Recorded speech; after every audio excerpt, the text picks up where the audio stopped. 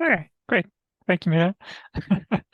So yeah, data security. Always a lot of questions about that, and a very good topic, of course, for the Cybersecurity Awareness Month. So I've got a whole bunch of different topics.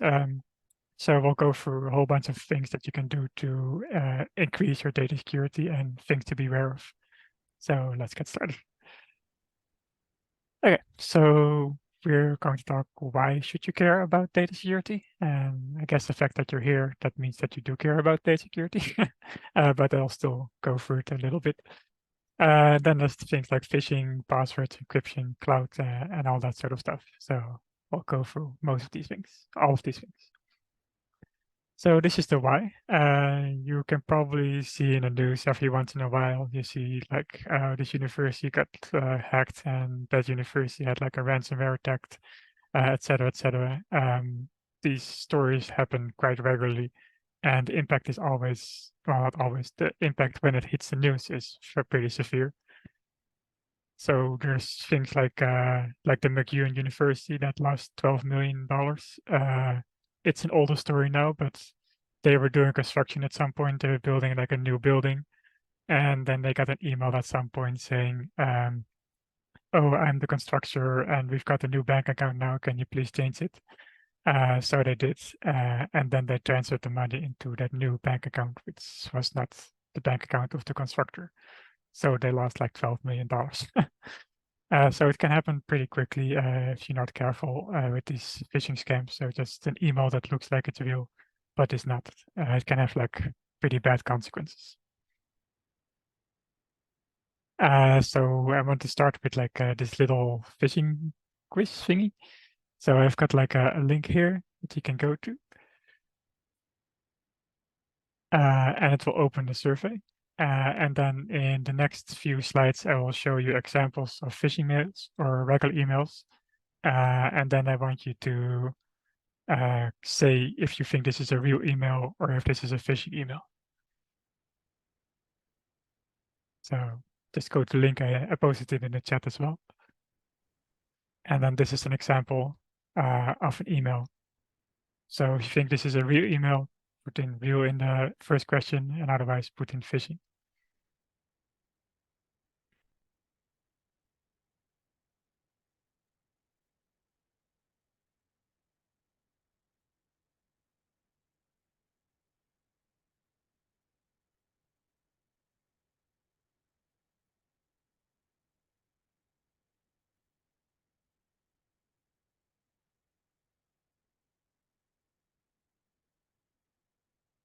Okay, so let's go to the next one. So this is like a screenshot from my email program. You might recognize this one. And then I've got like my little mouse icon here, and you can see the link where it goes to, and at the top you can see who it's coming from, etc., etc. And then there's the text. So is this a real one or is this a phishing one?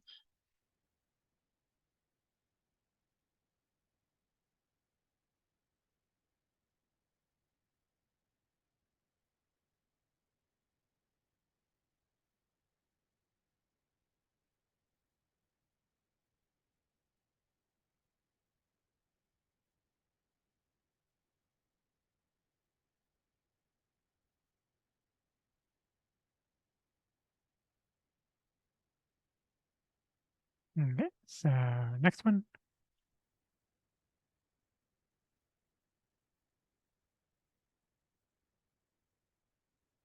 I guess this one would be more fair to the people that actually use Google Drive. You know, I have to pick some.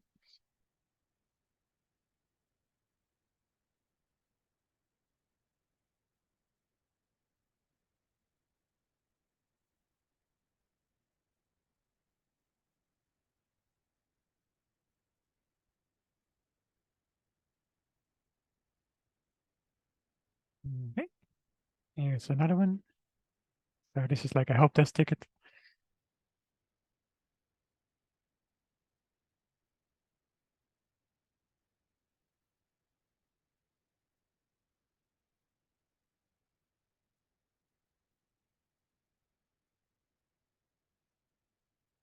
think that was the last one, or was there one more?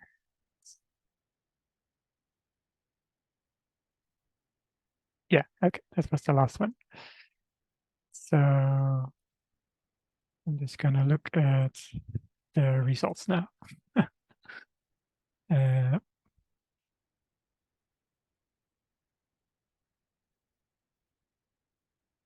it's being slow today.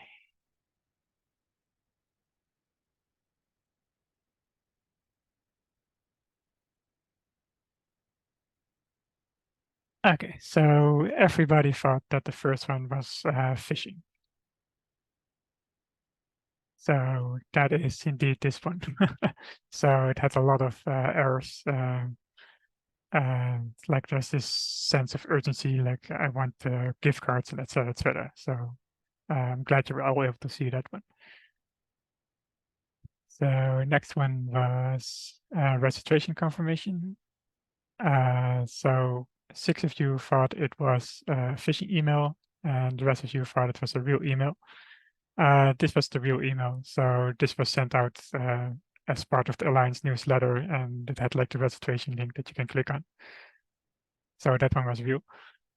The thing that people might be thrown off was the link. So if I go back to that one, if you look at the link here, it's like a listmanage.com, which is not an official Alliance Scan website, but it's one of those tracking companies that marketers like to use to see the engagement for the surveys. So this is always a bit tricky, like 50 newsletters. There's often these links that mask where it's actually going to. Assets of outsourcing, yep. And a copy of the file storage. So that's a 50-50% split. That actually was a real one. So the link, it goes to drive.google.com. And there's nothing really else there that would be suspicious. Other than that, if you're not using Google Drive and you get these emails, maybe. Okay. And then the top test tickets. So most of you thought it was real, but many of you also thought it was fake. This was indeed fake, because if you look at the URL here at the bottom, it's like a blogspot and Russian website, which seems highly unlikely for a ticketing system for a Canadian institution. So this is like a carefully crafted message that almost looks entirely real, but it tries to trick you and point you to a URL that is very much dangerous and fake. That was the last one. Yeah, okay.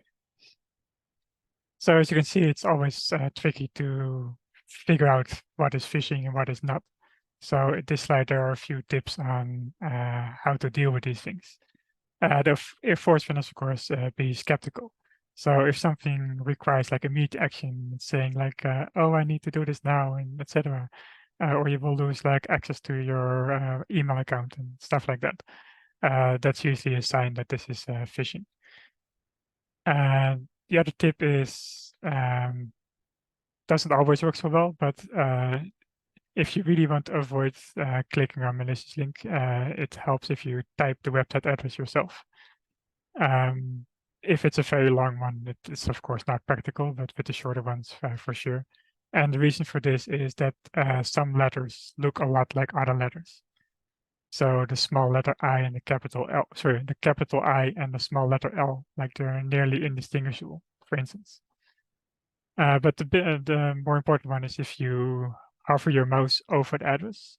So that's what I did here in all the emails. So if you hover your mouse over a link, it will show you the address somewhere. Depends on your program, but it will either show it in like a little box at your mouse cursor or somewhere in the status bar. For mobile devices, you can hold your finger down, and after a while, it will pop up a screen saying what the link is. And of course, you always, this is kind of an extension of being skeptical. Think before click. So if there's a link that seems slightly dodgy, just don't click it. And then the attachments, if you get emails with attachments that you're not expecting, be also very careful with that, because these attachments might contain viruses or something like that. So it might look like an invoice, like a Word document or a PDF, but then secretly it's an executable program that when you double click on it, it will run on your computer, and then you're in trouble. Let's see. That one looked really real, especially if you know Jeff. Yeah. Conversely, don't share attachments without context. It makes it much easier to identify the frauds. Yeah, for sure. You always need to say something. Let's see what else do we have. Don't share personal information. So for the higher profile targets, they will try to call you as well, pretend that they are from like Microsoft support or whatever. So that is dangerous, especially with banking. This happens a lot. So they call you, they're saying that, oh, we're from RBC or whatever, or we're from the CRA. And often these institutions have this policy that you can just hang up and then call their actual number, and they will have a record of if they try to call you or not. So if its call seems to be dodgy, just hang up and call the institution itself using the phone number on the website. And then there's the credit card information, other sensitive. But in the end, it's all common sense. So if you think it looks like spam, then it likely is spam. But as you can see, it's hard to tell. At some point, they had like a phishing campaign test at my university. I must admit, I fell for it as well. Like it looked really real, and so I clicked on the link, and then it said like this was a spam. This was a phishing link. You fell for it.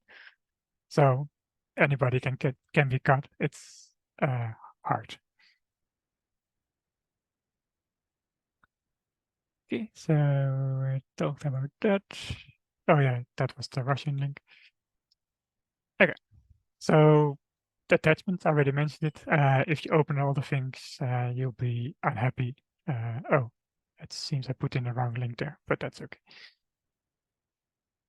Because one of the things that you can get, and that's often in news, is ransomware. Ransomware is a virus that if it gets installed, it will encrypt all of your data on your hard drive, but also anything that's attached to your computer. So if you've got your network drive attached, it will encrypt that as well. If you've got an external hard drive attached, it will encrypt it as well. And then your data is gone. And then you get a screen like this where they say you've got so much time to contact us, otherwise your data will be gone. And then they want money, usually something in Bitcoins, because that's easier for them to handle. But even if you pay, that's no guarantee that you get the money, that you get the data back. And then at that point, you kind of have to trust the person that stole your data in the first place. So it's not the best option for sure. If it's really high profile data that you absolutely need back, then contact your local IT group and talk to them. They might be able to help you. And they can also use services that can actually negotiate with these people. But you should only do that if it's like a really high profile target, if it's really high profile data. Otherwise, your best option is to restore it from backup if you have backups. And also a new strategy for this is that they don't just encrypt your data. These days also steal your data. And then you have to pay additional ransom to make sure that they do not distribute that data further. So they're going for 2 for 1, basically.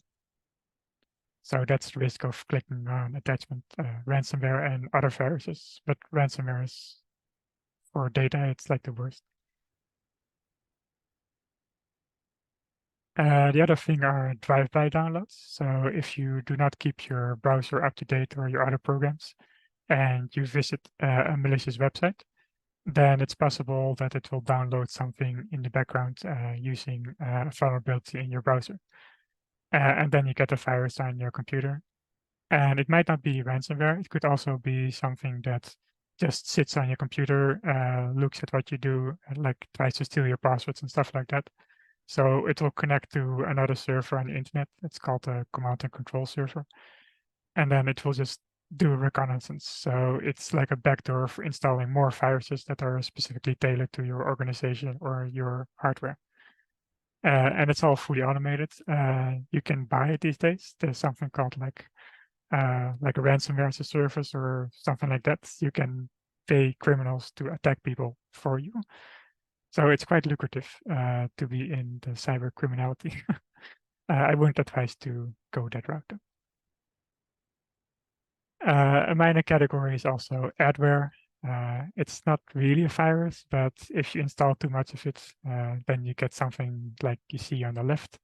This is, of course, a really old screenshot when toolbars were still like the biggest thing on the internet. Everybody tried to get a toolbar in your browser, and then at some point, like this was left over for your browser screen. But it does other things as well, like it will track what you're doing, try to profile you. Good old bounce about it. Yeah, it's a blast from the past. This was like the worst screenshot I could find for adware, so I just went with it. But yeah, it will track you, it will try to profile you, and it will sell that data about you to other companies, and then you'll just be blasted with ads. And of course, adware writers are probably not interested in making secure software, so this could be also a vector for more attacks targeting this sort of software. So this is why it's so lucrative. This is kind of like a shopping list of what you can buy. Information is a bit outdated by now, but it's still in that range. So in 2016, it was estimated that the global cybercrime market was worth $3 trillion. And a few years ago, it was like up to $6 trillion. So you can probably imagine what it is now. It's probably in like the 9 or 10, 12, whatever. It's a lot of money in this. And this is kind of what your data is worth. So like a medical record, you can buy that for $50. Social insurance numbers are very cheap. Let's see what else we have. Oh yeah, the unannounced exploits, like that's the biggest thing. So that means that if you find a vulnerability in a piece of software and nobody knows about it yet, you can get a lot of money for that. It's like in 1,000 to 300,000. I think it's probably up to the millions by now. So that is the reason why all people try to email you, try to trick you in opening attachments. There's just a lot of money in it. So there's a lot of motivation to attack people. We're on the wrong side of cybersecurity. Yeah, that's one way of seeing it. It can get you in trouble though, so I would not recommend it. And then specifically for universities, why are they an easy target? Well, universities are by definition are an open network. So that means that we like to share things. We like to collaborate with other people. So I would argue that universities researchers are more trusting in nature because they just want to work with other people. And they publish their data as well. So a lot of the data is out there. So why would you steal it? But yeah, research data is very valuable. We also have like a lot of health information, financial information, that sort of stuff. And we're also decentralized. And what I mean with that is that we have all these little research groups that do their own thing. Most of the research groups don't talk to the other research groups, especially if they're in different departments or different faculties altogether. So if you attack one, then you can attack another and attack another, and the warnings don't propagate that much. And then, of course, the big one is research data, especially for cutting edge research. They really would like to steal your research. And that's especially true for other countries. There's a few countries that are very interested in the research that other countries do. So they try to steal their data and then implement it themselves. I think there was even a story about a PhD student whose data was stolen. And then they used that data to publish thesis of their own, and then they couldn't publish their own work anymore because it had already been published by the people that stole it. So like there's a lot of juicy research data at universities. So especially universities are a good target for this. Okay, by the way, I'm going kind of fast. Are there any questions about this so far?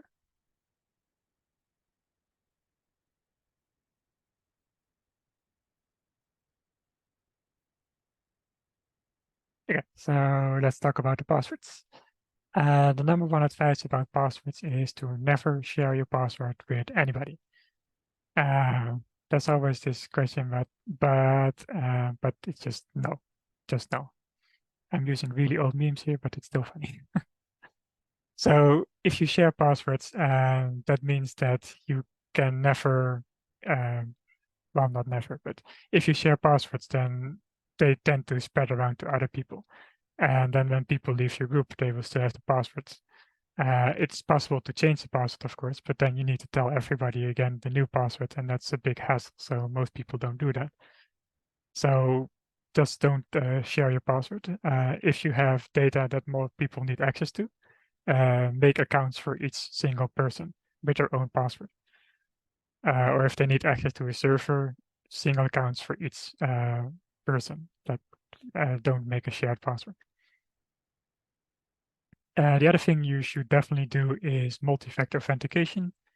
It's starting to roll out very soon at Alliance as well. I think there's maybe communication about it happening soon, or maybe already has. Oh, I see. If you share your password with the CCDP Alliance infrastructure and we notice, your account will be deactivated. Yeah, exactly. So it's very serious not to share your passwords. So especially for the Alliance, people get an account like researchers, and then their student need to access it as well. So they need to sponsor them. You should not, as a researcher, share your password with your students. You should get them to make an account, sponsor them, and then they have their own account. Yeah, so multi-factor authentication. So you probably know about this already. More and more online services are requiring this. So it's essentially something you know, something you have, and sometimes also something you are. So something you know would be the password. Something you have would be like an app on your phone, or you've got like a hardware token or something like that. And then the something you are, like you've got Apple, you've got Face ID, stuff like that. You've got your fingerprint sensor. So if there's multiple ways to authenticate you and you use them together, that will make your account like really secure, because even if your passwords get stolen, they still cannot log in if you've got MFA enabled. And you already use it for like banking. So you've got your bank card or the app on your phone, and you've got your PIN. Well, for an ATM, it's just your bank card, I guess. But yeah, it's something that you already have.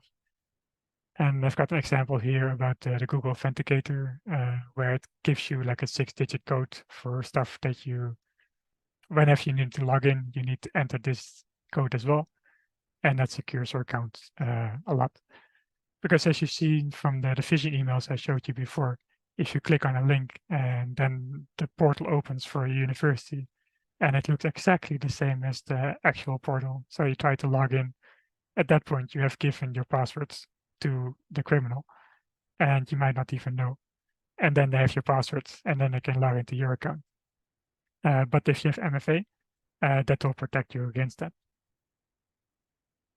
So this is a very important one. So whatever you can enable multi-factor authentication, do it. It might seem troublesome for people, but it's really, really worth the trouble.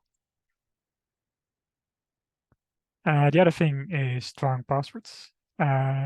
If you use something that's in a dictionary, your password can be guessed in the matter of, well, under a second, probably, but probably under a second. So you should not use the very simple passwords. There's also a very common password like password1 or ABC123, stuff like that. Those are also very easily guessed. So the advice is these days to use at least 10 characters. And you should mix uppercase, lowercase letters, numbers, and symbols. So if you just stick to like the lowercase letters, then you've got like only 26 possibilities. But if you put in uppercase, you've got 52 possibilities. If you add the numbers, you got 63 possibilities, etc., etc. And then if you have 10 characters, then that is 63 to the power of 10, which is a very large number. So then it becomes very hard to guess. Let's see. Multi-factor authentication is pretty much supported for every user every user in our infrastructure at this point. You don't have access to yet. Oh yeah, okay. So that's getting rolled out. Okay. So one good way of creating complicated passwords is to use mnemonic. So you can take a normal word and then convert it into a difficult password. So for instance, if your password is Seminole, you can do, instead of using S, you can use $. Instead of using M, you can use the two accent circumflex. I'm not sure what that's in English. Stuff like that. Let's see. Not sure what diceware is. Okay. So yeah, so you can also use a sentence. So for instance, woo, the Cubs won the World Series. You can convert that into something like this monstrosity, which is a very good password.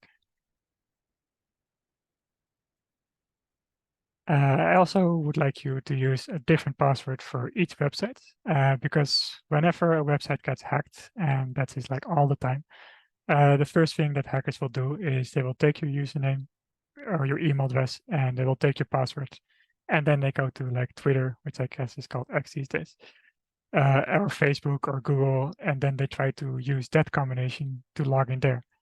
Because very often people have one password and one email address, and then they use that for everything. So then if a website gets hacked, then they get your password, then they will just use it. It's called credential stuff. So there's a website here that I would like you to go to. It's called Have I Been Pawned? And then you can put in your email address, and then you can see if you were ever caught into a data breach or not. So I think I'm still clear on my university address. So let's try that. So here I'm still good. But if I use an email address that is like really, really old, that I've had for, I don't know, 20 years, and I only ever get spam on it these days.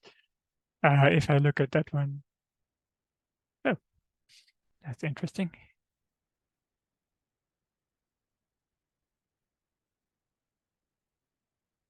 There we go. So that address has been found. And if I look at that, I'm in whatever that is, the anti-public combo list. I'm on exploit. I was part of the big Kickstarter data breach that happened like many, many years ago.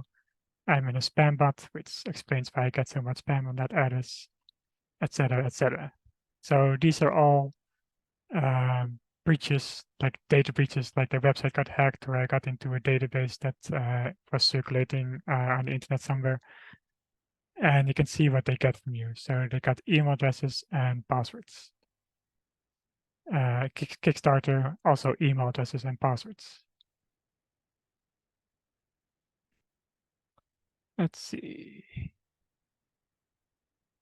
Is zero chance that any would remember those passwords, mnemonic or no?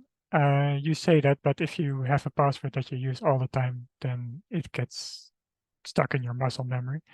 But I see the additions about password managers as well. And that's exactly also what I'm going for. But first, this one. So I'm guessing if people have tried this, they probably found that they are in some data breaches. Because it's very hard not to. Like every website needs to get your email address to make an account for some reason. So if one of those websites has weak security, they will get your address there.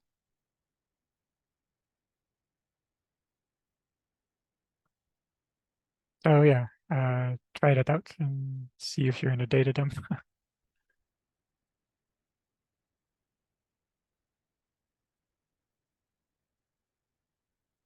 I'm in 6 myself, which is pretty impressive.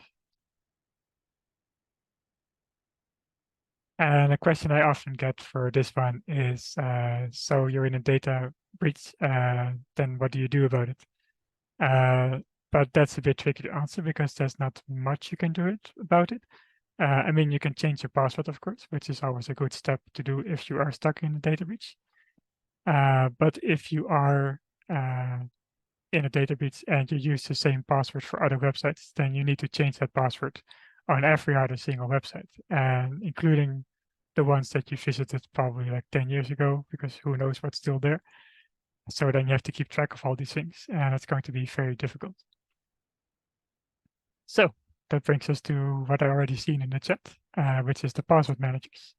So a password manager is a program that has one single password that protects all of your other passwords. So for each website you visit, you have a separate, very, very complicated password that has been randomly generated. Let's see. Just did the have pound and have been pound. Yeah, I suspect most people have. These days, password managers are a must. I have almost 500 different accounts that I keep in my vault. There's no way I could remember all of them. I use Bitwarden personally. Wow, that's way more than I have. A password manager that encrypts data, even if it gets hacked, is safer than a password written in plain text on your computer and then reusing the same password everywhere. Yeah, for sure. So there are a whole bunch of them. You might be saying, well, then I still have the one password for the password manager. But the thing here is that you can make that one a very complicated password, and you can enable MFA. So even if your password is guessed, they still would not be able to get your passwords. Or if you use something like KeePass, then it's a file locally on your computer, and then people would need to hack your computer and know the password for your password manager. So this is a much safer way for doing it. Plus you get the different passwords for each website. So even if one website gets hacked or whatever, you just change the password for that particular website and all your other stuff is still safe. So there's a few ways of going about this. KeePass, it has a few iterations, KeePass 2, KeePass X, KeePass XE. Nice thing about this one is that it's open source, so it works on many different devices. I have this as an exercise, but we have limited time today, so I leave this as an exercise for the reader. But the way it works is you've got this thing here. You make a new database, my secrets.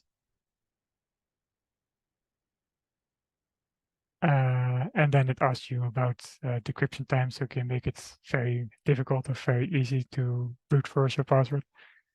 So you can just go continue. And then it asks you for a password. So I'm going to put like a really weak password in here so I don't have to type it too much. And then done. And then it asks you where to save the file. So my secrets. And then I've got the screen and I can make a new password. So my favorite website. And then you've got your username and then your password.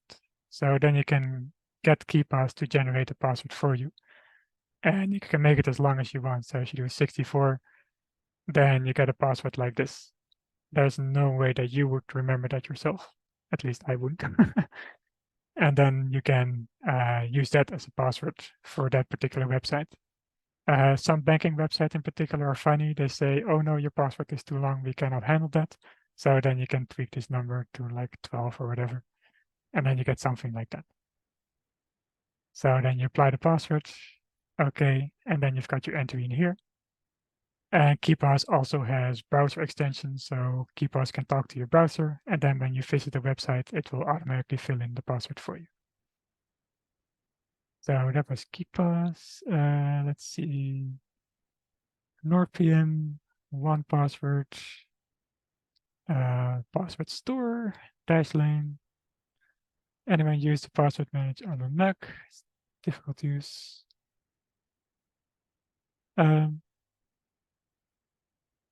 Yeah, this one works on the Mac as well. I like KeePass XE myself. I use it for my passwords, but everybody has their own preferences. The nice thing about KeePass XE is that it's a local encrypted file. So it's something that's stored on your computer. It's not somewhere out on the cloud. So if you don't trust cloud, you can do it locally. Let's see, is there a concern of single point of failure vulnerability here? Yeah, that's true. So this is an encrypted file. So if you lose your password for your password manager, there's no way to get it back. That is unfortunately, well, fortunately, I guess also the way encryption works. If you do not know the password, then you do not have access to the data. So you need to make sure that you keep a copy of this file and also save that password in a very safe place. That's what you need to do. So it is, yeah, you need to be careful about this password manager. Like you need to keep the password. It's a bit easier for the online ones that I'll go into in a bit because they will have facilities to reset things. Some of them anyway. Let's see. Is it safe to keep my password manager just as keep a sync between devices? Yeah, that's what I do. So I put the password file on OneDrive, so I have access to it on my computers. Yeah, because the file is encrypted. And the file is also behind my account on OneDrive. It's very safe.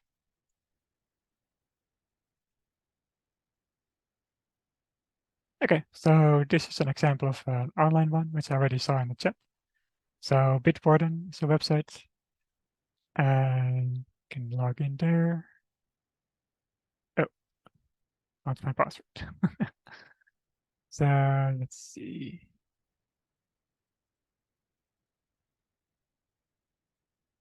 So I stored the passwords for Bitwarden in my other password manager. So you can see how the browser extension works. So that gets you to Bitwarden, and then I've got like one entry here. So you've got like your username, website, URL, and then here's my password, which you can see is very, very long. I'm not going to click on the eye icon because then you will see my password. But it works the same way. So you can get a browser extension that talks to the Bitwarden website, and then you can log in your Bitwarden, and then your browser can access the passwords from Bitwarden, and you're still protected. Let's see, I see there's some discussion about Nextcloud.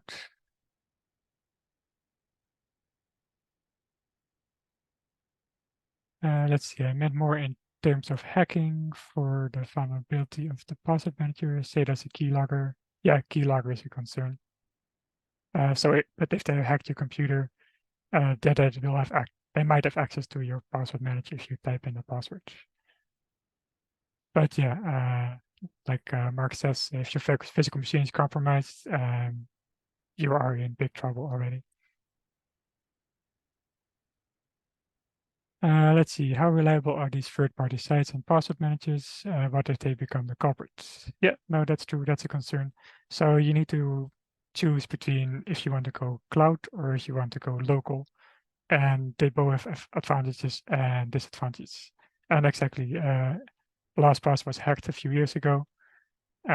So it does happen. Yeah, there's no really good answer for it. It comes down to, do you trust the company or do you trust yourself more?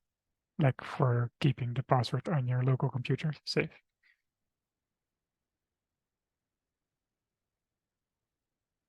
So here are a few others. I've seen many of these in the chat as well. I saw password safe, I saw OnePassword, I saw Dashlane, I saw LastPass. MPass is another one, Sticky Password is another one. I saw a comment about LastPass as well. They changed their model. Now you can only get free access if you use it for only desktops or only mobile devices. But if you want to use it for both, you need to pay. Bitwarden is still free though. But yeah, you always need to worry about will they change their model. And to be honest, it's maybe also a good idea to pay for password management because they do provide a very valuable service in that they will keep your password safe.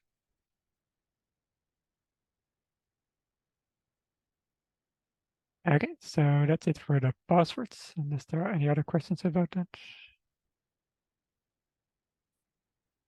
We got all of it. Okay, so data cares, and that is where do you store your data? And I would recommend storing your research data either in the cloud or in an institutional network drive. So most universities, they have either Microsoft OneDrive or Google Drive or Box or something like that. And it would surprise me if they didn't offer something like that to store your data. Also, some universities offer a network drive, so it appears in like your macOS Finder or in Windows File Explorer. It's just like another drive that you can store your files in. Getting a bit more rare these days, but they're still very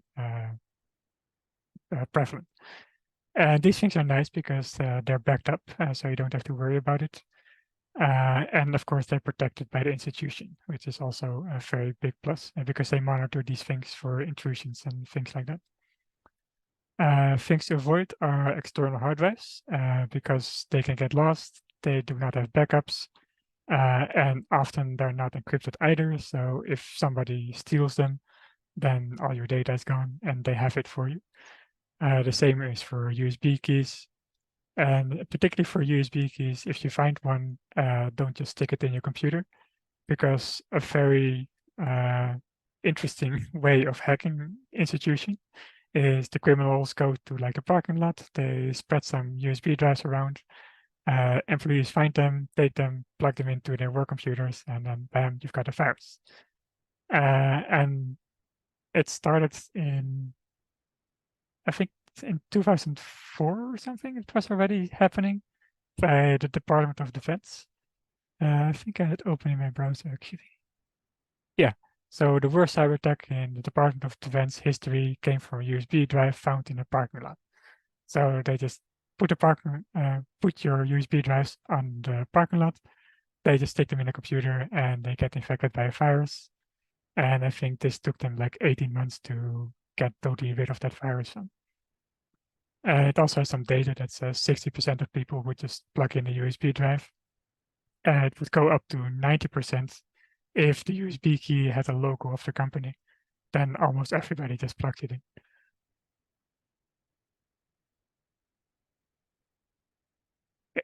So one thing you can do about these external data carriers, if you do need to use them, for instance, your data is so large that you cannot conceivably upload it to the cloud in any reasonable time, then you should still apply encoding to it. Sorry, encryption to it. Let's see, I would imagine there's a difference in security here between free public cloud service and institutional enterprise cloud services. Yeah, that's right. So with enterprise cloud services, the university gets a lot more controls. They get the reports about weird things that are going on. It's tied into the accounts of the institution. So that means that they will enforce MFA. And if your account is compromised, they will likely detect it. So yeah, you're right. Institutional ones are better than the public ones. Okay, so encryption. So if you need to use an external hard drive or something like that because your data is too large or you have other reasons, you should still encrypt it. And encryption means scrambling the data in such a way that it cannot be read anymore. This is an example where I used like our clone encryption, which I think is AES 256 probably or something like that. I forget exactly. Anyway, if you have like a simple text file, I called it testfile.txt. It contains the text hello world. And then when I encrypted it, this is what it looks like. So good luck reading that. It's going to be very difficult. And in this case, also the file name gets scrambled, so you cannot even see what the file name is called. So that's what encryption does. And there's no way to get this data back unless you have the password to decrypt it, or if you have a weak encryption algorithm that got hacked at some point. But the same warning applies for the password manager, which was also encrypted for KeePass. If you lose your encryption password, you lose the data. There's no way to get it back. There's no password reset like you have with email accounts where you just say, I forgot my password, and you get emailed a new password. That does not work with encrypted data. So you need to be very careful with the passwords. So you need to keep copies in very safe places, like in a safe somewhere in your home or whatever. There are different levels of encryption. So you can encrypt the entire disk. You can encrypt your home directory. You can encrypt just directories, or you can do it by files. And there's also the other category of sharing files. So when you share a file with somebody, you should encrypt that as well. The next few slides are kind of on how you do that. So when you encrypt the entire hard drive, it protects your device against theft. So if somebody steals your computer, they try to boot it up, they don't know the password, they cannot get at your data because it's encrypted. However, it does not protect against hacking or viruses, because when you've turned on your computer and you're using it, it means your data has been decrypted because, well, you're using it. So if at that point your computer gets a virus, they can still access your data. It's still good to enable this. I think most mobile devices, it's default these days. Desktop computers, not so much, but it is pretty common. And it's built in. So for Windows 10 and 11, you've got BitLocker. You can find it in the settings. If you get a laptop from your university, it's highly likely this has already been done for you. For macOS, it's File Vault. It's also in the settings. You can enable it there. Linux, you can use lux. You can't easily enable that afterwards, but you can just when you install your system, that's when you should set it up. Home directory level encryption is like one step up or down, depending on your point of view. And in that case, you can encrypt just your home directory. So only the user that is logged in will have their data decrypted, and the other user's data will still be encrypted. So then only that user will be affected. Then there's directory level. So you can encrypt the whole folder and then only decrypt it when you're working on it. So this is one of the safer things to do. So if you got a sensitive project, only when you're working on it, decrypt the data, and then when you're done, you lock it up again. And then even then afterwards, if your computer gets hijacked or if this file gets stolen, you still cannot access it because the data is encrypted. I had a little demo with VeraCrypt, but I'm going a bit slower than I expected to. So I think I'll skip that.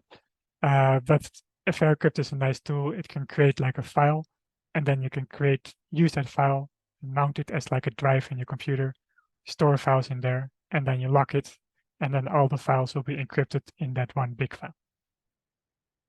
And I've got like the instructions, I've got them here, so you can just follow that.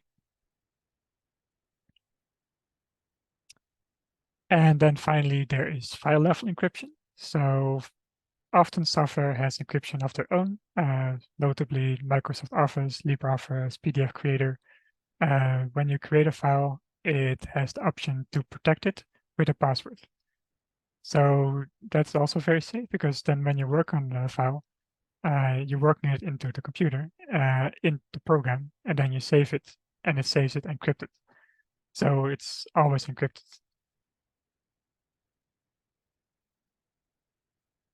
Let's see. I don't think security correlates with cost. It might correlate with the size series of a hoster. Google boasts more for infinite security than some off-brand hoster. Yeah, that's also true. That goes back to the institutional. Let's see. Is MS encryption worth anything? I remember the old days when Excel, there was a lot of tools to break encryption. Yeah, that's true. The old ones, they were pretty easily broken. I think these ones are more secure though.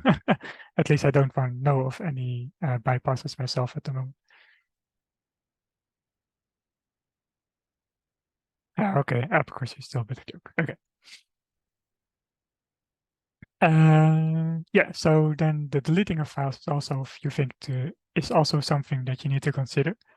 Because if you delete a file, most people will just click delete on the desktop, and then the file disappears. But what it actually does, it sends it into the trash. So your file is still on your computer until you actually empty the trash to get rid of it completely. However, even then, if you delete it from the trash, it's still on your computer, just not linked anymore. So if you delete a file, so I've got like my secret.jpg here, I want to delete it, or sorry, my project, I guess. So if I delete that file, it just deletes this link. So this here is data on your hard drive. This is the table that contains the files and the links that point to the raw data on the hard drive. So when you delete the link, it actually keeps the data here because that's more efficient. It just deletes the link from the table. So then you can use programs to reconstruct it. It doesn't know the file name anymore because that got deleted, but it can see it's a Word document and that it can still recover it. So files can be undeleted, and this is especially true for USB keys and older hard drives. Let's see, quite a few modern devices, SSDs and HDDs have built-in and good quality encryption. Yep, for sure. You can enable encryption at the hard drive level. See somebody posted a link about encryption Office 2019. Cool. Okay, so this is something you need to be aware of, that if you delete a file, it is not actually deleted until the raw bytes on the hard drive are overwritten. And there are a few ways of doing that. So for normal hard drives, you can overwrite a deleted file with zeros or random data. And there's a few tools for that. So Linux, you've got thread or secure delete. In macOS, you've got the rm command with the flag -p. In Windows, you've got sdelete or eraser. And what these things do is they overwrite the file with zeros or random bytes. So then there's nothing left to recover. But this only works with hard drives and USB keys. For SSD, they used wear leveling. So that means that when you write a file to a disk and then you write it again, it's going to write it into a different location because it's trying to spread the writes over the entire disk. The early SSDs particularly, they would run out. So you can only write a specific number of times to sectors on your SSD. And if you've written like 1,000 times, you cannot write anymore. So that's why they change that all the time. Let's see, that info is invalid for copy on write file systems. Yeah, that's also true. It also depends on the file system that you use. So if you want to be absolutely sure that files cannot be recovered, you should use the disk level encryption. Yeah, that's also in the comments. Just use it a full disk encryption.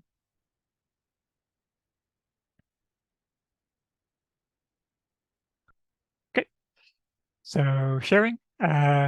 There are basically two ways you can do this securely. You encrypt a file and you send it to somebody, or you use cloud storage and then you send somebody a link and then they need to access that file using their own credentials. So don't share the password, share it with a specific person, and then that person can log in with their account and MFA to access the file.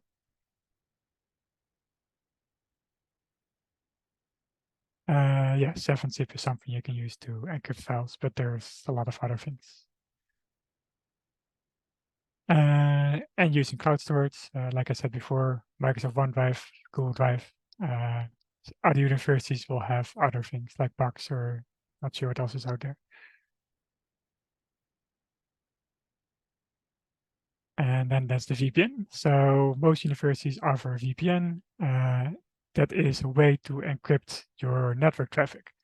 So if you're traveling and you're connecting to a network that you do not trust, you should turn on the VPN, and then your network traffic is encrypted. And this is especially true for open Wi-Fi, like in the airport or the Starbucks or whatever. If you connect to the Wi-Fi there, it's all open. Everybody can see your network traffic. So you should use VPNs in that setting. I've got a few links here for the universities that I'm close to, but your institution will have something like that as well. Okay, so that brings me to the last thing about data security, which is not security in the sense of getting hacked. It's security in the sense of keeping your data. So there are stats out there. 30% of people never back up their data, but you absolutely should. I'm not sure where this number came from. 29% of the sources are caused by accident, but yeah, it's very easy to accidentally delete a file or accidentally overwrite a file. And if you have a device, the most valuable thing on that device is not the device itself, even though it might cost a lot of money. It's the data that you store on the device. Let's see. If it's not backed up, then it wasn't important. Yeah, exactly. So if your data is important to you, you should definitely back it up. Okay, so I had a survey for that to prove the 30% number because it's actually very consistent. But I'll skip that in the interest of time. So yeah, the backup strategy should be the 3-2-1. So you should keep 3 copies. You should keep 3 copies of your data and 2 copies in different media and 1 copy offline.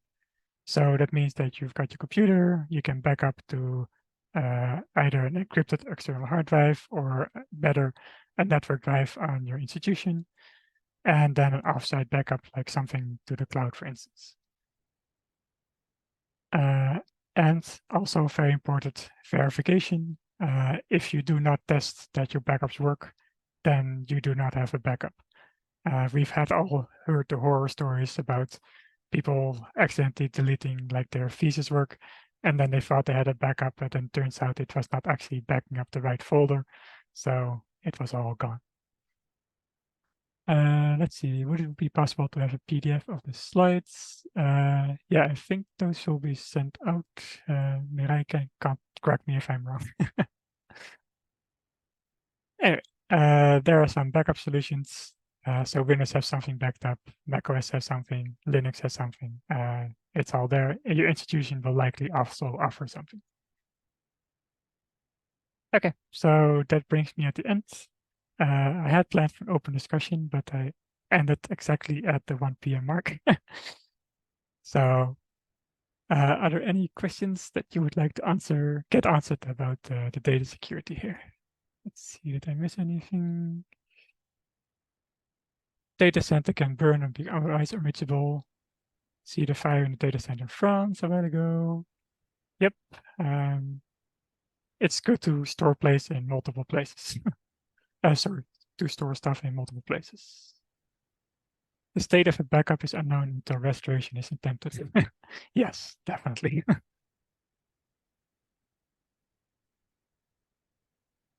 Okay, perfect. Thank you so much, Jarno, for your presentation. I think it's very useful knowledge and practice you share with us. So again, if you want to join us for the next Cybersecurity Awareness Month training activities, I invite you to subscribe to the Alliance newsletter. I will add the link in the chat. And I want to tell everyone that we have another presentation next week. It's Introduction to Backdoors and Breaches. It's on Wednesday, October 11. So the information is in the chat. I know some have to go to other meetings or activities, but we can stay a few more minutes if it's okay with you, Jarno, to answer more questions. I saw in the chat someone did ask for the slides. The full recording will be available online in a few weeks, so stay tuned. Again, it will be shared in like Alliance newsletter or website, so you can access the full recording and the slides online. Yeah, cool. So any other questions? I've got a bit more time, but people probably don't. Well, yes, congratulations. Thank you. Yeah, it was fun. Okay, perfect. So enjoy your day, everyone. And thanks again for joining us today. And stay tuned for the next activities. Thank you for organizing. Thank you. Bye-bye. Okay, see you, everyone.